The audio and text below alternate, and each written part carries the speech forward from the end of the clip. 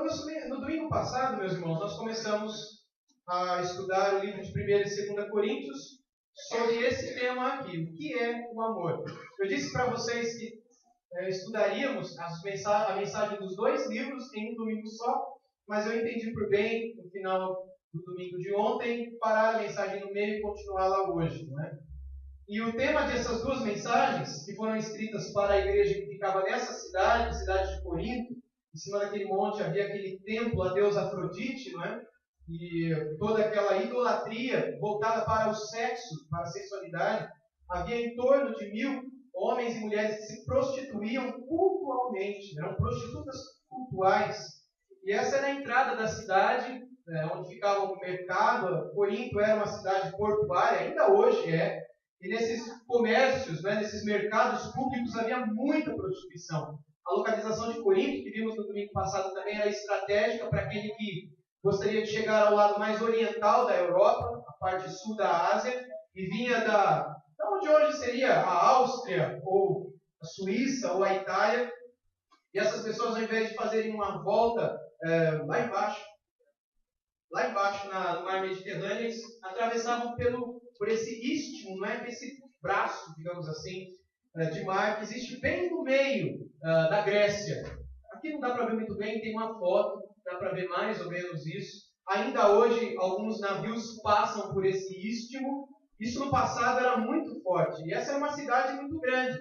Ela foi destruída alguns séculos antes de Cristo pelos gregos. Aí Júlio César, o imperador romano, cerca de 30, 40 anos antes de Cristo, a reconstruiu e tornou-a uma das maiores capitais do mundo.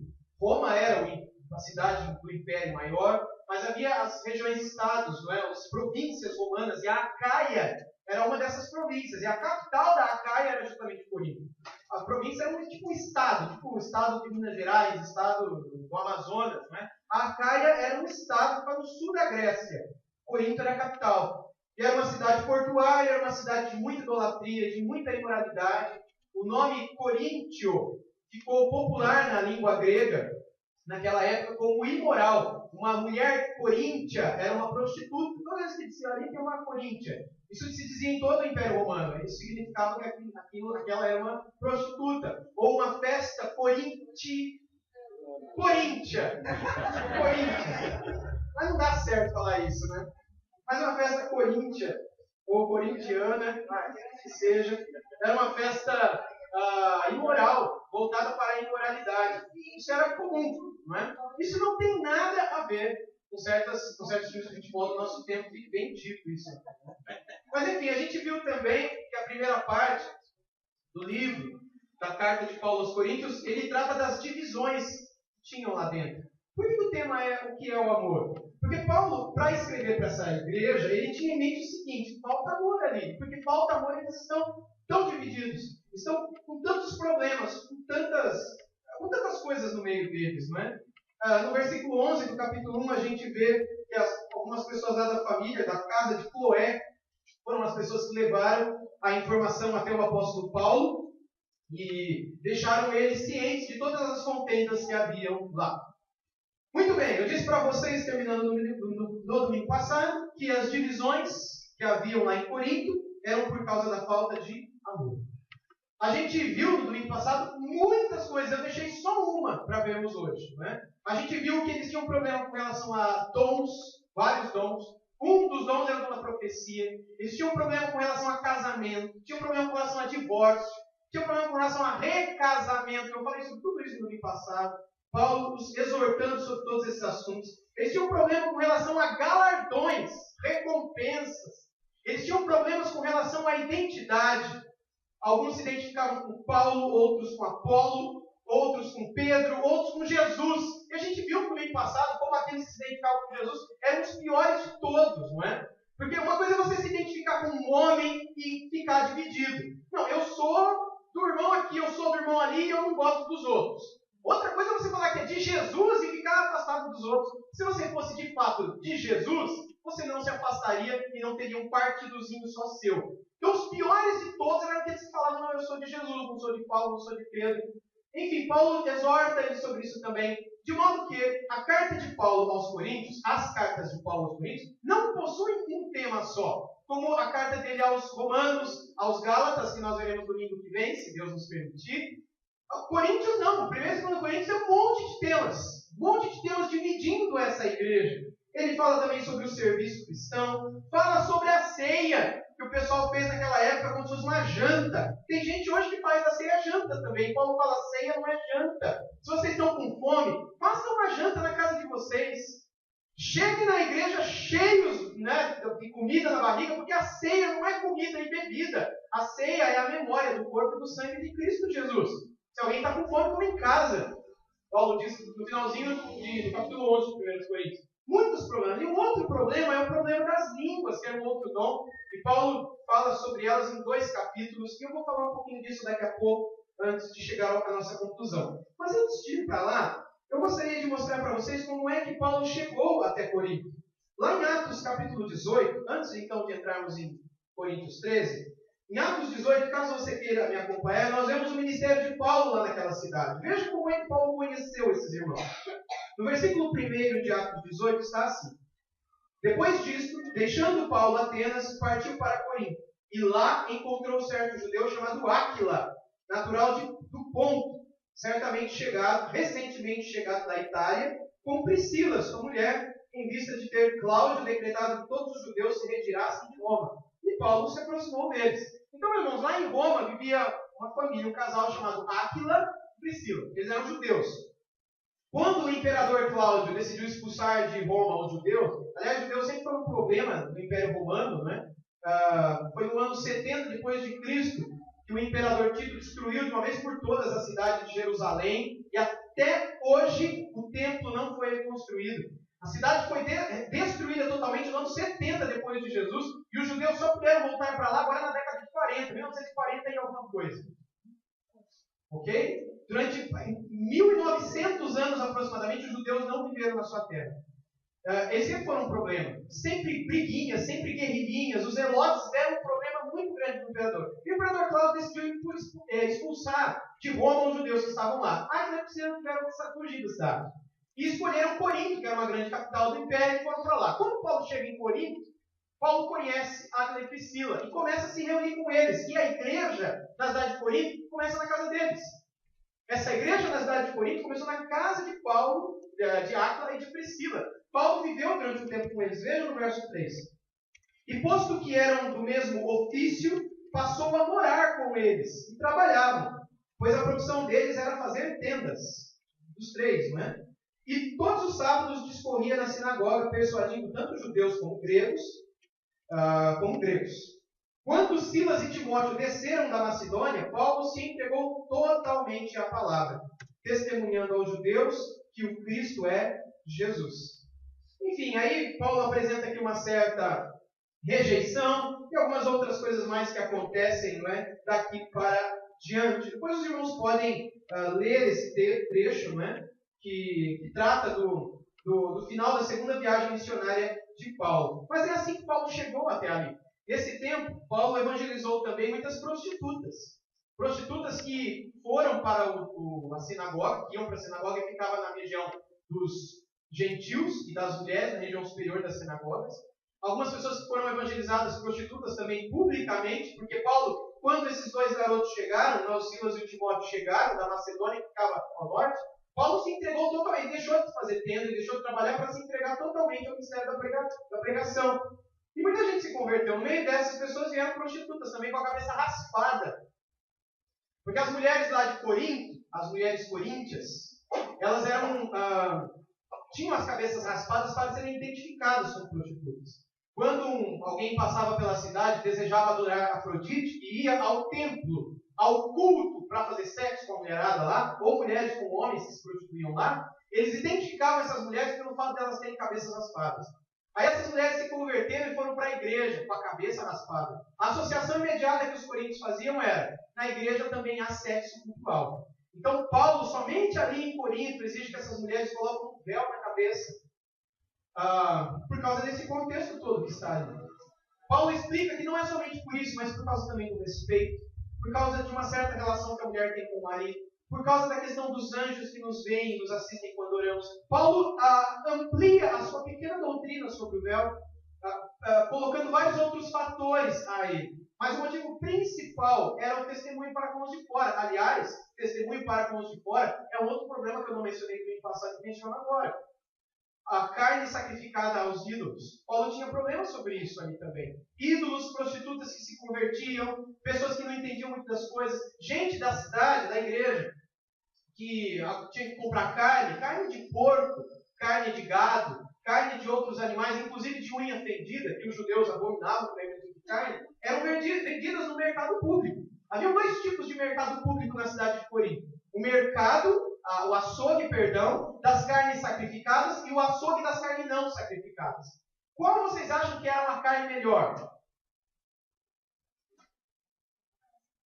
Eu não sei se alguém aqui já passou por religiões espíritas afro-brasileiras, não é como elas são chamadas, mas num dos seminários que eu lecionei há um tempo atrás, eu não dou aula mais nesse seminário, na verdade ele nem existe mais, eu tive um aluno que ele era um ex-pai de santo.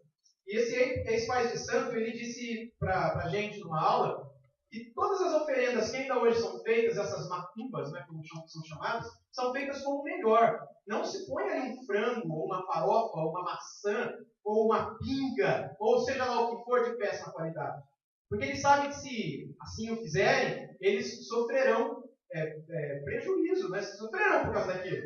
Então é o melhor. De modo que ele diz o seguinte: se vocês quiserem parar em qualquer encruzilhada, pegar uma coxa ou uma sobrecoxa e misturar a farinha, vocês vão comer algo feito naquela hora, bom. Ela pode ter passado rápido por ali, né? Mas é algo feito lá na... Então, assim como hoje, certos espíritos imundos exigem o melhor daqueles que os sacrificam, naquele tempo também esses mesmos espíritos imundos, que hoje se apresentam com outros nomes, naquela época eram outros nomes, mas exigiam sacrifício dos homens também. Tinham que matar isso, matar aquilo. Eles exigiam o melhor. E essa carne que sobrava do animal sacrificado era vendida no mercado, e ela era da melhor qualidade. Os historiadores da antiga Grécia, da antiga Macedônia, da antiga Acaia, nos ensinam que a carne vendida nos açougues de sacrifício era um filé, era o melhor e era um preço barato, porque os religiosos não poderiam oprimir o povo, então tinha que vender um preço bem baixinho. Então imagina vocês, né? Todo mundo ia para lá. Só que algumas dessas pessoas se converteram e eles ficaram constrangidos. Como é que a gente vai comprar carne sacrificada a um ídolo? E esse foi outro motivo de briga na igreja, de divisão na igreja. O pessoal lá que conhecia Cloé, o pessoal da família de Cloé, que foi lá dedurar essa briga para Paulo, chegou para ele dizendo que tinha problema na igreja por causa disso também. E Paulo escreveu também por causa disso, sobre isso, dizendo que a carne em si não é nada. Você pode comprar carne sacrificada a ídolo e pode comer, apenas agradeça. Não há problema se seja de porco ou de qualquer animal que seja. Deus purificou, santifique a você em sua oração. Ele não lembrou, mas nós hoje lembramos da palavra de Deus para Pedro, quando desce um lençol cheio de animais, inclusive impuros, dizendo para Pedro: eu purifiquei, coma. Dizendo com isso também que não somente os animais estavam purificados para a nossa alimentação, mas também os gentios, que eram considerados impuros, também foram separados, santificados, de modo que o evangelho deveria chegar lá, porque lá a gente iria ser salva. E Deus derramou esse lençol cheio de animal para Pedro, quando ele chamou Pedro para ir pregar para Cornélio, que era um soldado, um general romano. Pois bem, meus irmãos, posto tudo isso, a gente tem uma igreja dividida. E um dos problemas era esse. E o que fica muito claro para nós era Paulo ensinando para essa igreja. Nós vivemos para o Senhor, nós comemos para o Senhor, nós nascemos, vivemos, começamos e terminamos tudo para o Senhor. É nessa carta que Paulo vai dizer que quer comais, quer bebais, ou façais qualquer outra coisa, façam tudo para a glória de Deus. A nossa vida deve ser para a glória de Deus. Aí Paulo diz lá também sobre a carne sacrificada. Se você for comprar carne sacrificada no açougue e isso for escandalizar alguém, não compra. Não compra. E se tiver alguém novo convertido, alguém que acabou de se entregar a Cristo e acabou de se converter, e essa pessoa está escandalizada porque você está comendo, deixa de comer, porque a carne em si não é nada. Não é nada. Um dia essa pessoa vai crescer, vai entender que a carne por ser nada, você pode comprar. A carne quem criou foi quem? Não foi o ídolo. Então Paulo deixa isso claro lá, mostrando para eles que a falta de compreensão disso tudo gerou falta de amor entre eles. Então, eu não estou aqui recomendando que vocês parem nas encruzilhadas, né? Eu não estou querendo dizer nada disso. Eu estou apenas querendo dizer para vocês que essa problemática com relação à carne sacrificada a ídolo trouxe dor de cabeça para Paulo. Um outro assunto que trouxe problema para Paulo foi a questão das línguas. Por que as línguas eram um problema? Porque quando as línguas chegam lá em Corinto, elas chegam já de uma maneira... primeiro que era a segunda viagem missionária de Paulo. Já fazia anos, aliás, algumas poucas décadas, que pela primeira vez o Espírito Santo havia sido derramado sobre os apóstolos, lá em Jerusalém. E por causa desse distanciamento, muita coisa se perdeu. Não foi só línguas, foi também profecia, como vimos no domingo passado. Foram outras coisas. E como hoje também muitas coisas se perderam pelo distanciamento que temos natural daquela época. Mas o que eram as línguas? A gente vê o esforço de Paulo aqui em tentar explicar isso para aquela igreja. Mas para isso, eu gostaria que você abrisse no capítulo 14 de 1 Coríntios. 1 Coríntios 14, e vejamos ali algumas poucas palavras de Paulo sobre o assunto. O capítulo 13, para o qual eu primeiro pedi que você fosse, será a nossa conclusão aqui. Em 1 Coríntios 14, eu apresento para vocês o último problema, não é, que havia naquela igreja também, que era línguas. Em 1 Coríntios 14, do 20 ao 22, isso daqui eu estou resumindo, tá? Porque Paulo fala muito mais sobre isso aqui, quando fala de línguas. Ele diz assim: irmãos, não sejais meninos no juízo. Na malícia, sim, sede crianças. Quanto ao juízo, sede homens amadurecidos. Na lei está escrito: falarei a este povo por homens de outras línguas e por lábios de outros povos. Nem assim me ouvirão, diz o Senhor. De sorte que as línguas constituem um sinal não para os crentes, mas para os incrédulos. Mas a profecia não é para os incrédulos, e sim para os que creem. Que línguas são essas? Bem, essas línguas são as mesmas que a gente vê Paulo tratando. Se você olhar um pouquinho antes, não é? Veja, por exemplo, no versículo 6, no mesmo capítulo. Agora, porém, irmãos, se eu for ter convosco falando em outras línguas, em que vos aproveitará, se não vos falar por meio de revelação, ou de ciência, de profecia, ou de doutrina? Veja o versículo 9. Assim vós, se com a língua não disserdes palavra compreensível, como se entenderá o que dizeis? Porque estareis como se falasseis no ar. Veja um pouquinho antes, no capítulo 14, ainda no versículo 2. Pois quem fala em outra língua não fala ao homem, senão a Deus, visto que ninguém o entende, e em espírito fala mistérios. Veja o versículo 4. O que fala em outra língua a si mesmo se edifica, porque está falando com Deus, e ele está se edificando, ele está entendendo. Mas o que profetiza edifica a igreja. Veja o versículo 5. Eu quisera que vós todos falasseis em outras línguas. Muito mais, porém, que profetizasseis. Pois quem profetiza é superior ao que fala em outras línguas, salvo se as interpretar para que a igreja receba edificação. Então, se alguém está falando em outra língua e a interpreta, amém, pode falar, porque a igreja será edificada por meio desse falar em outras línguas. Veja o capítulo 13 agora, no versículo 1. Ainda que eu fale as línguas dos homens e dos anjos, se não tiver amor, serei como bronze que soa ou como símbolo que retine. Capítulo 12 agora.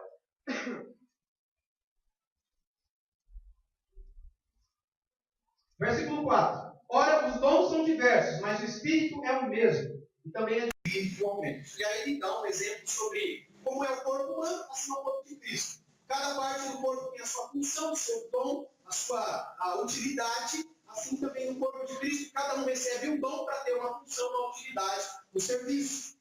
Ele está falando de vários dons aqui, mas o meu ponto, que eu já destaquei para o PC no mês passado, caso você faltou, eu esteve, falei com o Dani, que tem transmitido e salva os vídeos nossos na internet, para que você veja eu falando sobre línguas. Paulo aqui está tentando explicar o que são essas línguas. Paulo, no capítulo 14, ele vai dizer mais sobre o dom de línguas. Veja no capítulo 14, verso 13. Pelo que, o que fala em outra língua, ore para que possa interpretar. Porque se eu orar em uma língua, em outra língua, o meu espírito ora de fato, mas a minha mente fica infrutífera. O que farei, pois? Orarei com o espírito, mas também orarei com a mente. Cantarei com o espírito, mas também cantarei com a mente. E se tu me disseres apenas em espírito, como tirar o indulto do amém depois da atuação de graça? Visto que não entende o que dizes. Porque tu de fato dás bem as graças, mas o outro não é edificado. O tempo todo ele está deixando claro que aquele que fala em línguas entende aquilo que está dizendo.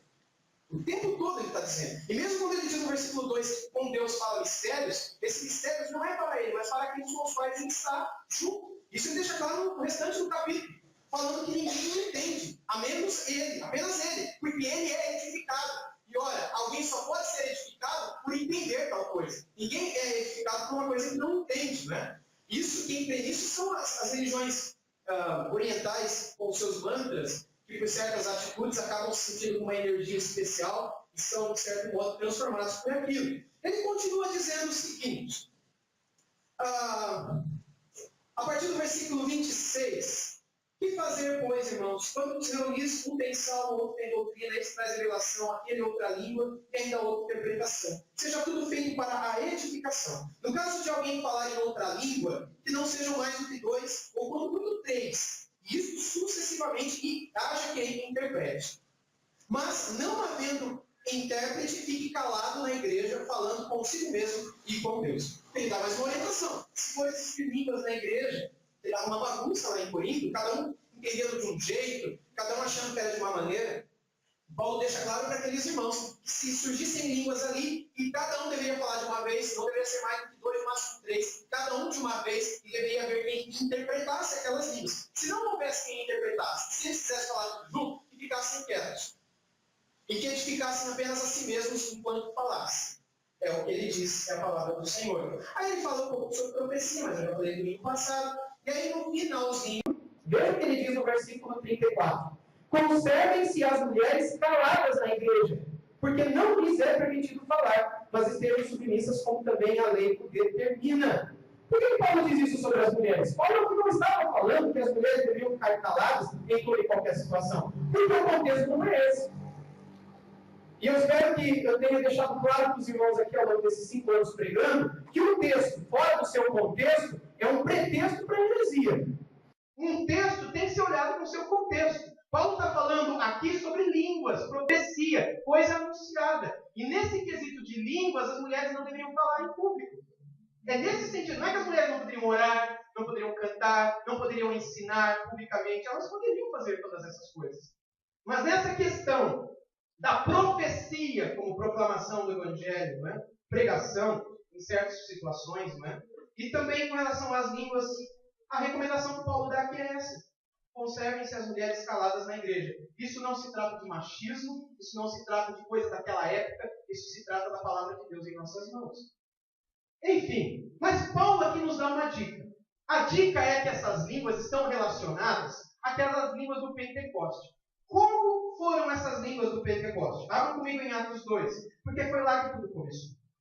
Em Atos dos Apóstolos, no capítulo 2, nós vemos uma profecia do Antigo Testamento sendo cumprida. Daqui a pouco eu falo sobre essa profecia e o cumprimento dela.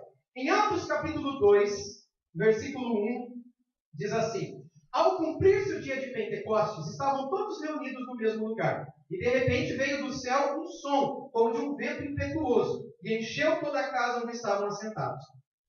E apareceram distribuídas entre eles línguas, como de fogo, semelhantes ao fogo. E pousou uma sobre cada um deles. Todos ficaram cheios do Espírito Santo e passaram a falar em outras línguas, segundo o Espírito lhes concedia que falassem. Ora, estavam habitando em Jerusalém judeus, homens piedosos de todas as nações debaixo do céu. Quando, pois, se fez ouvir aquela voz, afluiu a multidão, se possuiu de perplexidade, porquanto cada um os ouviu falar em sua própria. Ou seja, que línguas eram essas que eles falavam? Línguas daquelas pessoas que eles estavam. Verso 7. Estavam, pois, atônitos, e se admiravam, dizendo: Vede, não são porventuras galileus todos estes que aí estão falando? Como é que ouvimos falar, cada um em nossa própria língua materna?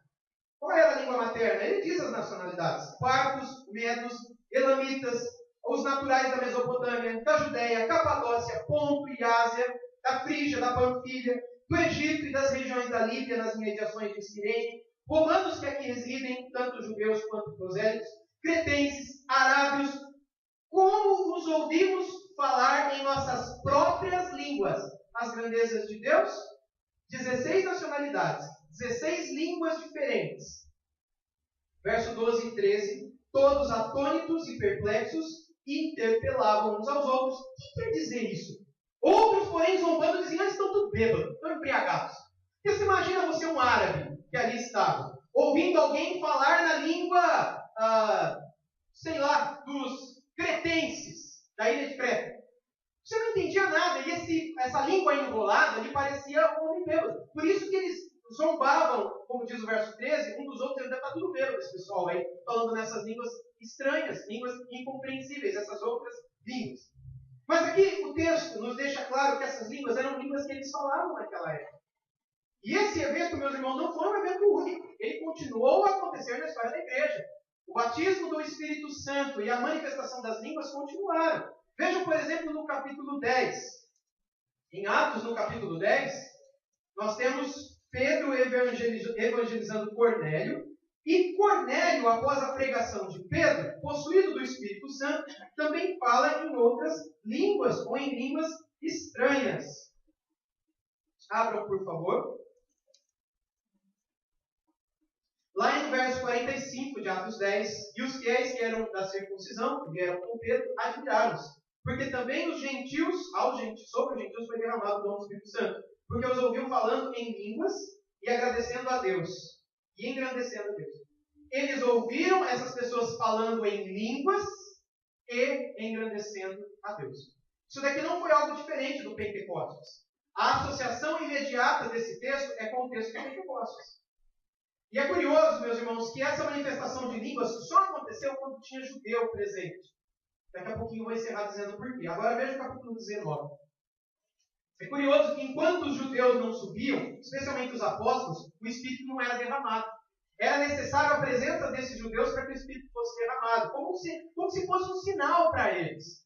Um sinal de que Deus estava agora falando por meio de línguas que não eram mais aquelas que eles estavam acostumados a ouvir. Em Atos 19, nós temos uma outra ocasião, quando Paulo está em Éfeso, na sua terceira viagem missionária. E ele, após pregar o Evangelho, percebe ali também pessoas falando em outras línguas. Né? Vejam, por exemplo, antes dessas línguas acontecerem, o que acontecia lá? Em Atos 19, verso 28, veja. Atos 19, verso 28. Ouvindo isto, encheram-se de furor e clamavam. Grande é a Diana dos Efésios. Irmãos, Diana era a deusa dos Efésios. Era a grande divindade da cidade de Éfeso. E eles engrandeciam o nome da Diana o tempo todo. Bem, Paulo pregou ali, Paulo falou de Cristo ali, e num determinado momento, depois que eles se converteram ao Senhor Jesus Cristo, Paulo viu que eles também passaram a falar em outras línguas. Vamos ter um verso errado ali, deixa eu achar o texto. Está lá no comecinho. Veja o contraste com o que a gente viu no final do capítulo. Atos 19, a partir do versículo 3. E então Paulo perguntou, em que, pois, fostes batizados? Responderam, no batismo de João. Disse-lhes Paulo, João realizou o batismo de arrependimento, dizendo ao povo que crescem naquele que vinha depois dele, a saber, em Jesus. Eles, tendo ouvido isso, foram batizados em nome do Senhor Jesus. E impondo-lhes Paulo as mãos, veio sobre eles o Espírito Santo. E tanto falavam em línguas como profetizaram. E eram ao todo uns 12 homens. Durante 3 meses, Paulo frequentou a sinagoga, onde falava ousadamente, etc. Eles engrandeceram o nome de Deus aqui, dessa maneira que a gente acabou de ler, diferente, em contraste com a maneira como eles mesmos engrandeciam o nome da grande Diana, a rainha dos Efésios. Agora a gente está fazendo um exercício na palavra, porque é a palavra que nos ensina. Volta para 1 Coríntios 14, por favor. 1 Coríntios 14, versos 20 a 22. Esse primeiro que nós colocamos ali. E depois nós vamos lá para Isaías 28. Se você tem dificuldade de ser rápido aí abrir o texto, apenas escute, tá bom? Depois eu posso mandar todos esses textos para você, para o seu estudo. 1 Coríntios 14, verso 20. Aliás, 21 e 22. Paulo explicando as línguas estranhas, ele usa a lei. Ele diz, na lei está escrito, falarei a este povo por homens de outras línguas, e por lábios de outros povos, e nem assim ouvirão, diz o Senhor. De sorte que as línguas constituem um sinal não para os crentes, mas para os incrédulos. Quais? Os judeus, sobre os quais a lei dizia. Então, vejam, olhem para mim aqui agora. Nesse capítulo 14, no 13, no 12, Paulo está falando de línguas e de profecia. Quando ele chega aqui no final, quase no final do 14, ele menciona algo que é revelador. Ele diz que o dom de língua foi profetizado no Antigo Testamento. Ele diz que o dom de línguas foi profetizado no Antigo Testamento. Onde é que está isso no Antigo Testamento? O texto que ele cita aqui é o texto de Isaías 28. Vamos olhar lá em Isaías 28? A palavra de Deus fala em nosso coração. Isaías 28, versos 11 e 2.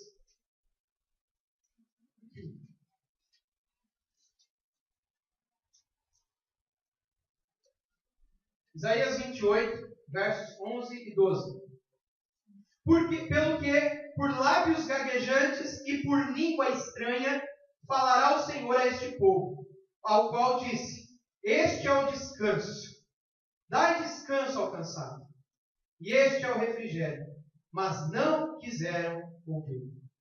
Depois em sua casa você lê o capítulo todo, 28. Naquele capítulo, Deus está dizendo para os judeus o seguinte: eu falei com vocês na língua de vocês, vocês não me ouviram. Eu quis dar descanso e refrigério, vocês não quiseram nem descanso e refrigério. Vocês quiseram se prostituir. Então é o seguinte: agora eu não vou falar mais com vocês por meio da língua de vocês, eu vou falar por meio de línguas estranhas. E esse vai ser o juízo. Quando vocês ouvirem sobre as grandezas de Deus por meio de línguas estranhas, ali vocês verão o juízo do Senhor.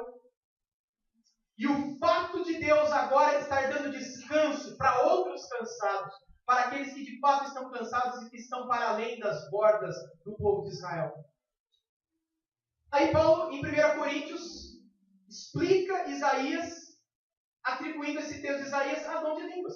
Você pode, se quiser, achar que o texto de Isaías fala de outra coisa. Mas para Paulo, inspirado pelo Espírito Santo de Deus, aquele texto de Isaías tem a ver com Atos 2, tem a ver com Atos 10, tem a ver com Atos 19, tem a ver com o que aconteceu lá em Jerusalém, lá na casa de Cornélio, tem a ver com o que aconteceu lá com os Efésios, com aqueles 12 homens que falaram em línguas estranhas. Não se tratou de um evento novo, foi o mesmo evento que ocorreu lá em Atos 2. Gente sendo habilitada por Deus a falar uma língua que nunca aprendeu, glorificando a Deus. Eu não vejo outra coisa nesse texto. Eu não vejo outra coisa. O texto lá de Atos 2 é autoexplicativo. Nele nós vemos aquele povo falando em línguas do povo, as grandezas de Deus. E Paulo diz aqui em Coríntios que isso é um sinal do juízo de Deus contra os judeus. Contra os judeus. Vocês, judeus, que estão agora ouvindo as grandezas de Deus, saibam, as grandezas de Deus serão faladas agora não mais na língua de vocês, mas na língua de outros. E por meio de lábios gaguejantes e de línguas estranhas a vocês, vocês ouvirão as grandezas de Deus. Isso, gente, era um juízo para os judeus. E curiosamente, as línguas só foram derramadas quando os judeus estavam presentes. Você não vai encontrar nenhum trecho na Bíblia onde as línguas foram manifestadas à parte da presença de judeus. A gente vai encontrar, sim, uma série de ocasiões quando as pessoas se convertiam e não falavam nessas línguas. Mas exatamente quando os judeus apareciam, na maioria das vezes os apóstolos apareciam, irmãos da igreja que eram judeus, pronto, eles falavam em outras línguas. E aqui, como Paulo via na igreja de Corinto, um problema grande com esse dom, Paulo decidiu explicar para eles o que significava esse dom. E concluindo então, esse é o meu último slide para os irmãos, o que é o amor? O amor que resolve as divisões. O amor que soluciona esses problemas que mais separam do que ajuntam. Uma vez que o povo de Deus, ainda que possa pensar diferente com relação às línguas, às profecias, possa pensar diferente quanto ao batismo, possa pensar diferente quanto ao governo da igreja, possa pensar diferente quanto a uma série de questões que não são essenciais. Não são questões das quais dependem a nossa salvação. Mas são coisas que nos diferenciam uns dos outros. É por isso que nós temos igrejas diferentes. E nós não estamos aqui atacando ou condenando nenhuma delas. Cada um tem a sua postura, o seu pensamento. E cada um é livre para isso. Mas Paulo está colocando o seu posicionamento perante aquela igreja. Mas ele quer deixar claro para ela que apesar de nós podermos diferir nesses pontos, diferir no que pensamos quanto a dons, casamento, ceia, comida, oferta, nós não podemos diferir, nos diferenciar no que pensamos quanto ao amor. O amor deve nos unir. O amor é o que une as diferenças. Como diziam os irmãos do passado, e essa frase já foi atribuída a um monte de gente, a gente não sabe quem falou ela pela primeira vez, mas essa frase diz o seguinte, que nas coisas essenciais, unidade. O que é essencial? É crer que Jesus Cristo é Deus, é crer que Jesus Cristo é o único que pode trazer salvação ao homem, é crer que Jesus Cristo é o único mediador entre Deus e os homens, é crer que Deus é Pai, Filho e Espírito Santo, e algumas outras coisas que são essenciais. Você não pode dizer que você é cristão se você não acredita que Jesus Cristo é Deus. Você não pode dizer que você é cristão se você não acredita que o Espírito Santo é parte da Trindade. Isso é heresia, isso não é cristianismo, isso é seita. Isso é essencial. Então, nas coisas essenciais, unidade. Nas coisas não essenciais, liberdade. O que é uma coisa não essencial? É o dom, por exemplo. Nós podemos diferir no dom. Podemos diferir no batismo. Por que é não essencial? Porque nós não dependemos dessas coisas para sermos salvos. Nós precisamos ser batizados para sermos salvos. O batismo salva? É lógico que não. O batismo é uma prática natural de quem é salvo. É uma obediência natural de quem é salvo. Mas nós não podemos colocar no batismo salvação. O ladrão da cruz não foi batizado. E Jesus Cristo disse que naquela mesma hora ele estaria com ele no paraíso. Então essas coisas que não são essenciais, nós temos liberdade de discordar. Não há problema. Então nas coisas essenciais, unidade. Nas não essenciais, liberdade. Mas em todas as coisas, a caridade. Em todas as coisas, a caridade. Essa é a frase. E é sobre a caridade que Paulo fala em 1 Coríntios 13. Ele diz assim, ainda que eu fale as línguas dos homens e dos anjos. Ele está aqui usando uma hipérbole, né? Ele está falando de uma maneira metafórica, numa linguagem absurda. Ainda que ele falasse todas as línguas dos homens e a língua dos anjos, que ele não falava todas as línguas dos homens, nem a língua dos anjos. Aliás, anjos têm línguas. Essa é uma outra pergunta que a gente deve fazer. Né? Se não tiver amor, porque todas as vezes que os anjos vêm falar com a gente, eles falam na nossa língua. Mas esse é outro assunto, deixa pra lá. Se eu não tiver amor, serei como o bronze que sou, como símbolo que retire. Eu posso falar, ser um poliglota, eu posso falar língua de anjo, se isso para mim fosse possível. Mas se eu não tivesse amor, eu seria que nem o sino que toca, o bronze que toca. Como a buzina, sabe aquela gota que cai de chuveiro que te irrita a noite inteira? É isso que é você para Deus. Porque de nada adianta línguas, falar, conhecimento, se não houver amor. Verso 2. Ainda que eu tenha o dom de profetizar, lembra que ele está falando sobre isso aos Coríntios também. E conheça todos os mistérios, toda a ciência. Ainda que eu tenha tamanha fé ao ponto de transportar os montes, se não tiver amor, nada serei. E ainda que eu distribua todos os meus bens entre os pobres, e ainda que eu entregue o meu próprio corpo para ser queimado, se não tiver amor, nada disso me aproveitará. A partir de agora ele diz o que é o amor. Amor faltava tanto lá naquela igreja dividida por causa de dons e tantas outras coisas. O amor, ele é paciente. Não aquele que está internado no hospital, vocês entendem, né? Paciente no sentido de ser alguém que espera, que tem paz para esperar. Ele é benigno, ou seja, ele quer o bem. O amor quer o bem. Como é que eu posso dizer o que eu amo se eu não quero o bem daquele irmão na fé que pensa diferente de mim? Tem um irmão na fé daquela igreja que pensa diferente de mim. Eu não quero o bem dele. Então eu não amo. Eu não sirvo para nada. O amor não arde em ciúmes. Escutem isso, maridos e esposas. O amor não arde em ciúmes. Ciúmes é nada mais do que a falta de amor. O amor não se ufana, não se ensoberbece, não se conduz inconvenientemente, não procura os seus próprios interesses, não se exaspera, não se ressente do mal, não se alegra com a injustiça, mas regozija-se com a verdade. Tudo sofre, tudo crê, tudo espera, tudo suporta. Esse amor aqui é o amor que nós estamos acostumados a ver no mundo? Esse aqui é o amor que nós estamos acostumados a assistir nas novelas? Ah, você é crente e não vê novela, né?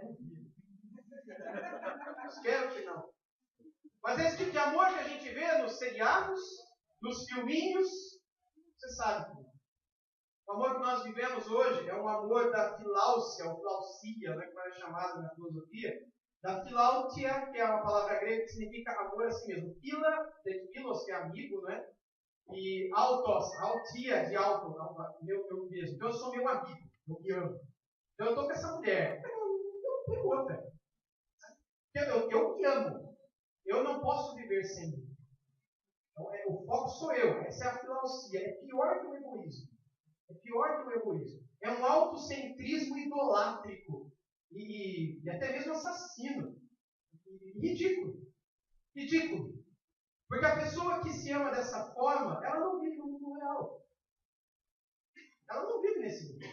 Ela vive num mundo de fantasia criada pela sua mente, onde a única coisa perfeita é ela mesma, e para saciar essa perfeição, ela busca outras coisas, ou pessoas, ou empregos, ou casas, ou carros, ou celulares que sejam perfeitos. Se essa pessoa não é perfeita, mas ela não serve mais para mim. Eu rompo o contrato que eu fiz com ela, o contrato social, de longe para uma aliança que eu fiz com ela e com Deus, e eu estou pronto para qualquer outra coisa. Eu rompo com esses irmãos, com esses amigos, com essa família, com os meus pais. Eu rompo. Porque na filausia, nesse amor demoníaco pessoal, pouco importa o que pensa o meu pai, minha mãe, ou os meus filhos. Eu tenho que viver a minha vida.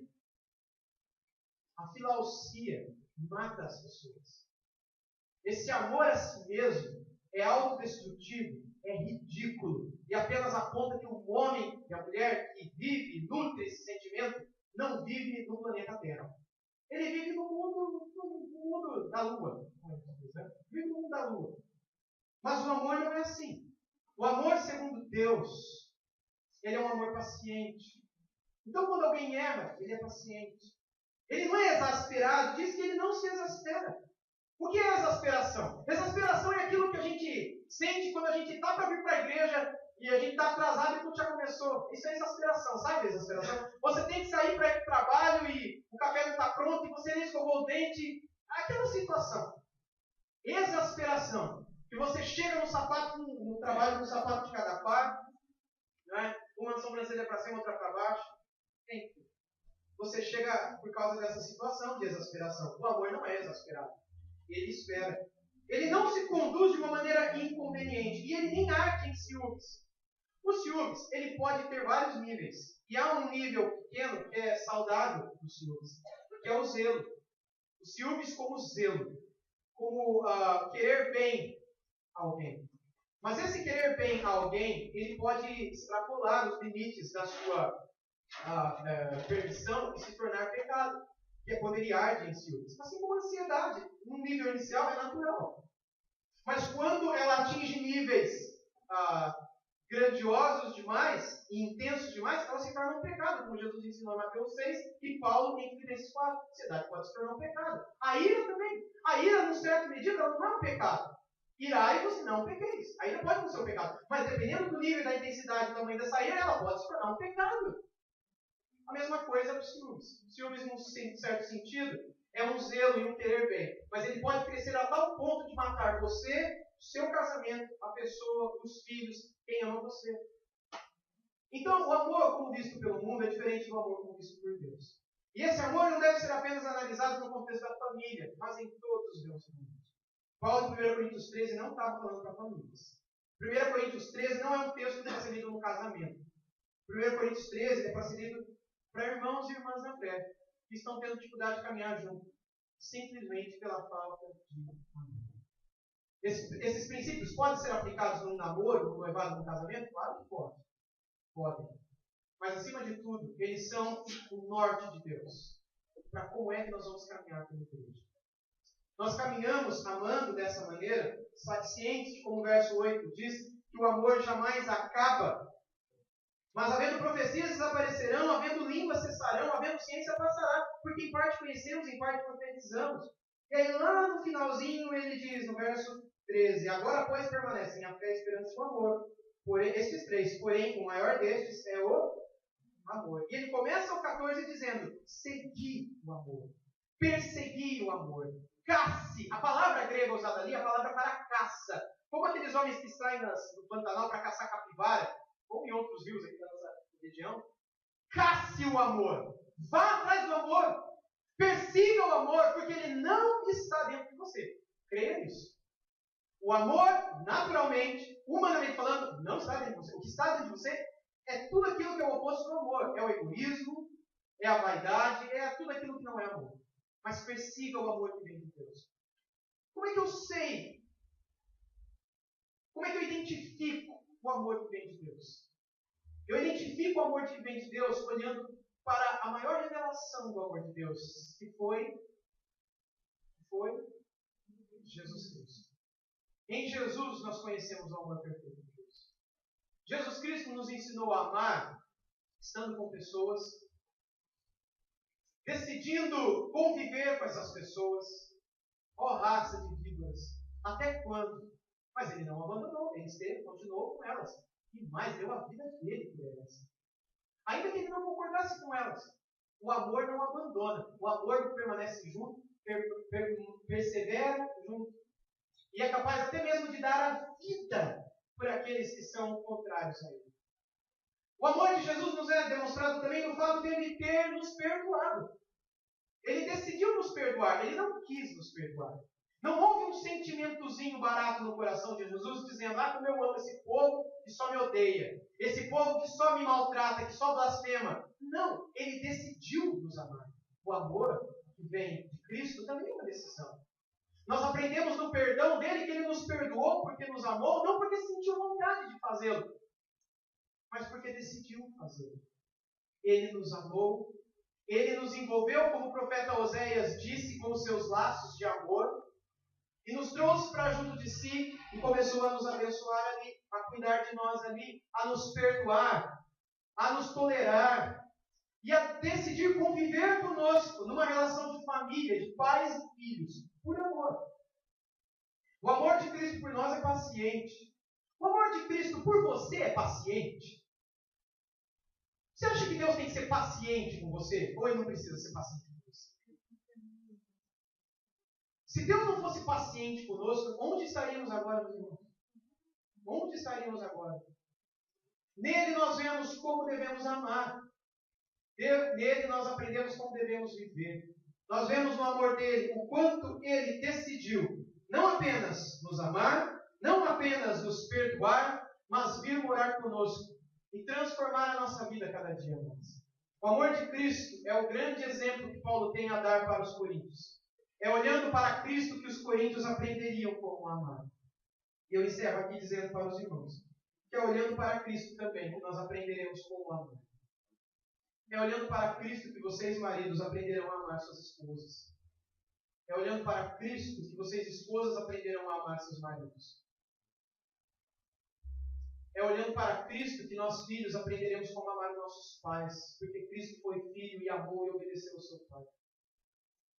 É olhando para Cristo e para o seu pai que nós, como pais, aprenderemos como amar os nossos filhos. É olhando para Cristo que nós aprenderemos como amar uns aos outros. Ele que disse: eu vos amo, e já não vos chamo de servos, porque o Senhor não dá a vida pelos servos, por isso vos chamo de amigos. Eu estou dando minha vida por vocês. E nisso nós aprendemos como viver como amigos. Como amar como amigos. Jesus é o nosso grande padrão. Ele nunca esperou nada de ninguém. Ele simplesmente foi e amou. Siga os passos dele. Olhe para ele. Conheça-o. Conheçam-o. Quanto mais o conhecermos, mais amaremos, meus irmãos. Mais amaremos. E mais seremos felizes nesse mundo também. Que Deus tenha misericórdia de nós e nos ajude a amar assim.